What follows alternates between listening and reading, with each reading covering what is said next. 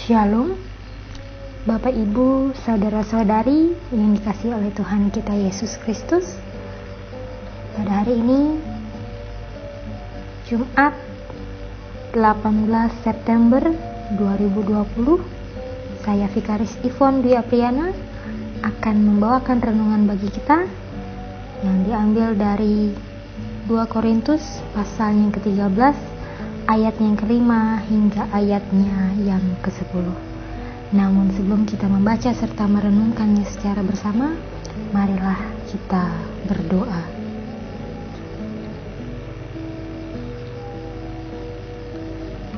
Ya Allah Bapa yang bertata dalam kerajaan surga, pada kesempatan ini kami mengucap syukur atas penyertaan dan berkat yang Engkau berikan kepada kami setiap harinya. Pada kesempatan ini pula Bapa, kami akan membaca dan merenungkan firman Tuhan yang nantinya boleh menjadi petunjuk bagi kehidupan kami sebagai orang yang percaya kepada Tuhan. Biarlah Roh-Mu yang kudus dalam tiap-tiap pribadi kami boleh bekerja, agar firman Tuhan juga boleh menjadi kekuatan dalam kami boleh menjalani kehidupan kami. Berfirmanlah Tuhan melalui hamba-Mu saat ini, karena kami semua yang mau mendengarkan. Di dalam nama Yesus kami berdoa. Amin. 2 Korintus pasal 13 ayat 5 sampai ayat yang 10 yang akan saya bacakan bagi kita demikian. Ujilah dirimu sendiri. Apakah kamu tetap tegak di dalam iman? Selidikilah dirimu. Apakah kamu tidak yakin akan dirimu bahwa Kristus Yesus ada di dalam diri kamu? Sebab jika tidak demikian, kamu tidak tahan uji. Tetapi aku harap bahwa kamu tahu bahwa bukan kami yang tidak tahan uji. Kami berdoa kepada Allah agar kamu jangan berbuat jahat, bukan supaya kami ternyata tahan uji, melainkan supaya kamu ini boleh berbuat apa yang baik, sekalipun kami sendiri tampaknya tidak tahan uji. Karena kami tidak dapat berbuat apa-apa melawan kebenaran, yang dapat kami perbuat ialah untuk kebenaran. Sebab kami bersukacita apabila kami lemah dan kamu kuat.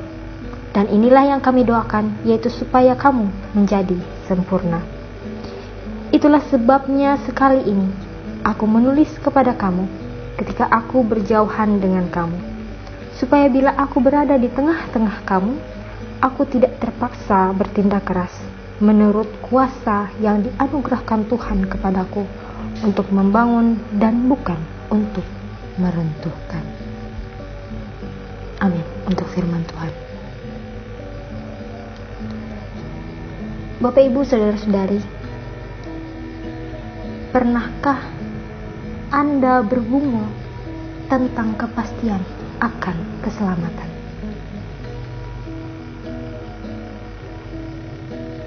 Kadang-kali kita bisa dibebani dengan ketakutan karena merasa telah melakukan dosa yang tidak dapat diampuni. Ada hati nurani yang begitu tersiksa oleh kenangan di masa lalu yang rasanya begitu kotor dan merasa ternodai, digerogoti oleh kecemasan di dalam hati.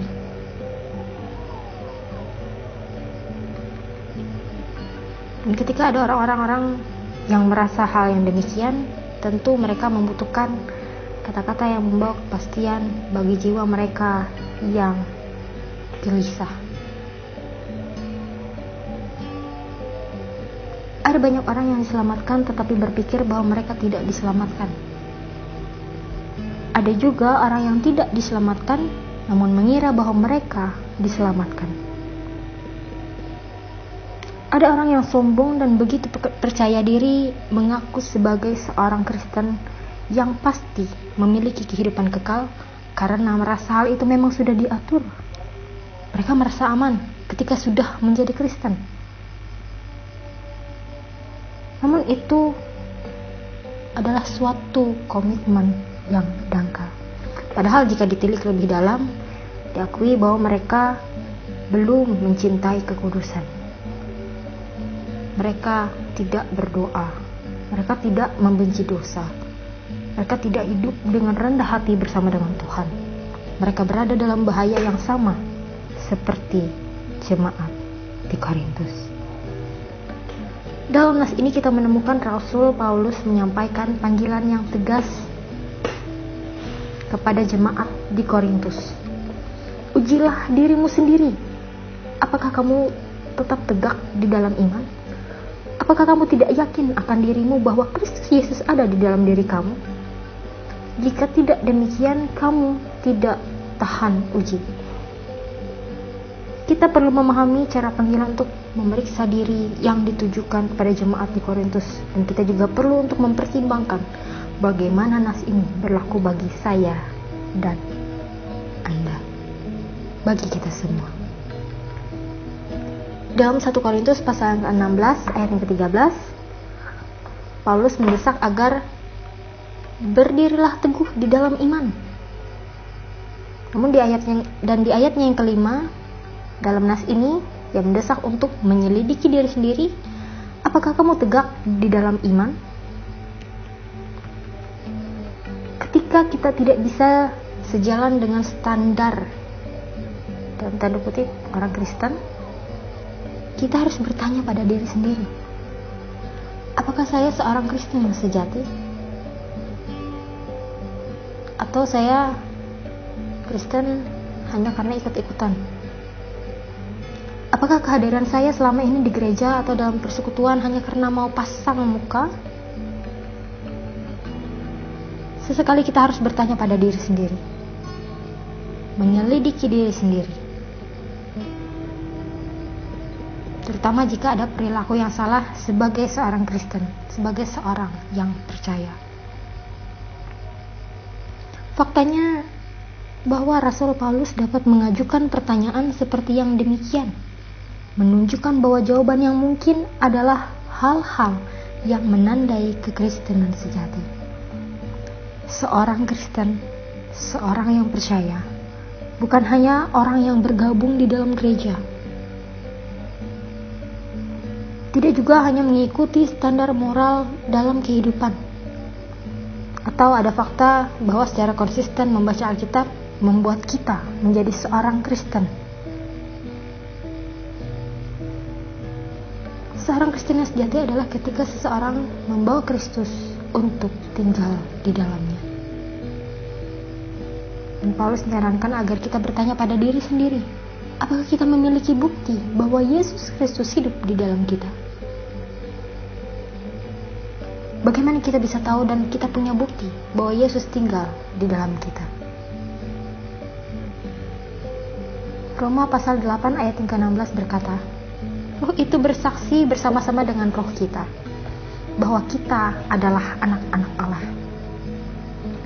Ada kesaksian batin, perasaan yang di dalam, yang dihasilkan oleh roh Allah yang berdiam dalam diri kita, yang menyatakan bahwa kita adalah bagian dari keluarga besar Allah.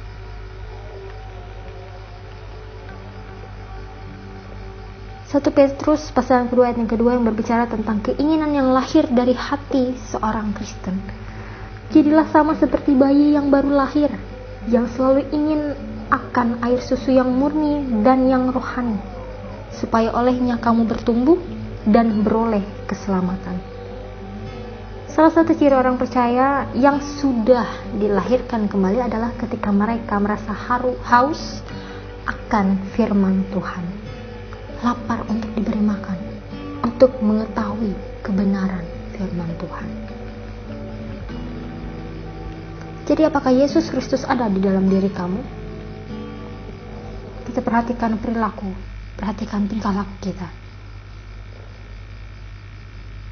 Dan bagaimana seharusnya kita hari ini menyelidiki dan menguji diri kita sendiri. Kita mulai dari pertanyaan Paulus, apakah Kristus Yesus ada di dalam diri kita? Oh, Yesus Kristus ada di dalam diri kamu. Apakah kepercayaan kita selama ini diatur oleh Alkitab? Dan yang terpenting adalah, siapakah Yesus bagi saya, bagi kita? Apakah saya menaruh harapan pada usaha sendiri dan ketulusan serta keyakinan bahwa perbuatan baik akan melebihi atau mengalahkan perbuatan buruk sehingga saya pun diselamatkan? Pertanyaan-pertanyaan itulah yang mungkin ditanyakan dalam tiap pribadi kita. Kita harus menguji dan menyelidiki diri dengan menentukan, bukan karena apakah saya berdosa, karena tentu kita pasti melakukan dosa, tetapi bagaimana perasaan dan tanggapan kita ketika kita melakukan dosa. Apakah kita bersikap acuh terhadap kegagalan kita menaati Tuhan, terhadap kegagalan kita mencintai Tuhan? Ketika kita menyadari bahwa tidak ada hidup kita yang sempurna, dan bahwa semua kepercayaan kita sampai pada batas yang tertentu, dan setiap upaya yang kita lakukan dinodai oleh keegoisan dan dosa. Apakah kita memandang kepada Yesus, dan apakah hanya kepada Dialah yang menjadi satu-satunya harapan keselamatan bagi kita? Jawabannya ada dalam tiap-tiap pribadi kita. Tuhan memberkati kita dengan firman-Nya. Mari kita berdoa.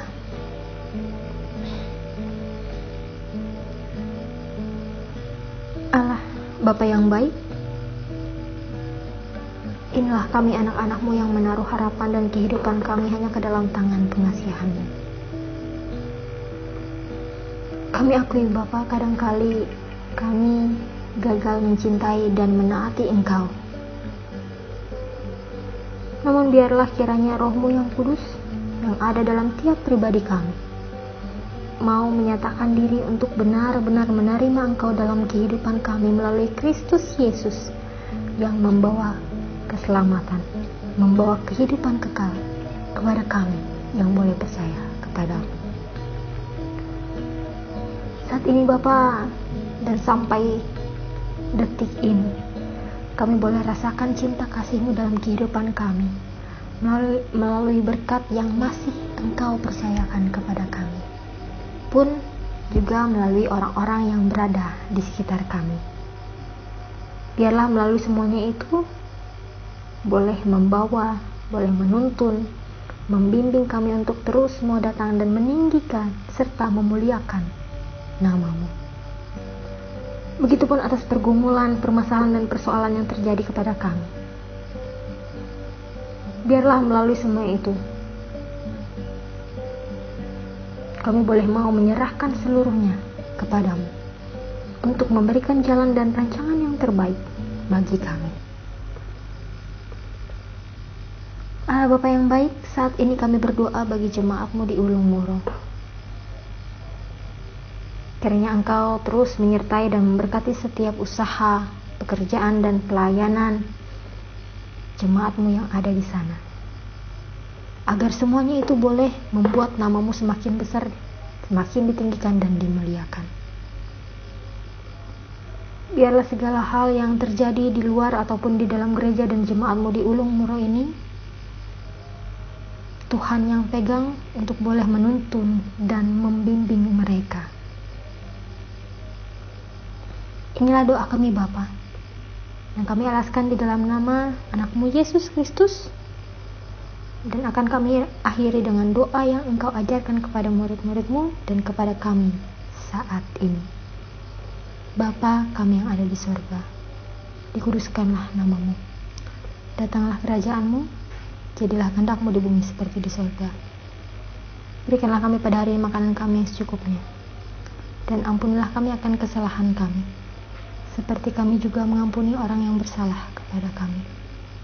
Dan janganlah membawa kami ke dalam pencobaan, tetapi lepaskanlah kami daripada yang jahat. Karena Engkaulah yang punya kerajaan, kuasa dan kemuliaan sampai selama-lamanya. Amin. Tuhan memberkati engkau dan melindungi engkau. Tuhan menyinari engkau dengan wajah-Nya dan memberi engkau kasih karunia. Tuhan menghadapkan wajah-Nya kepadamu dan memberi engkau damai sejahtera.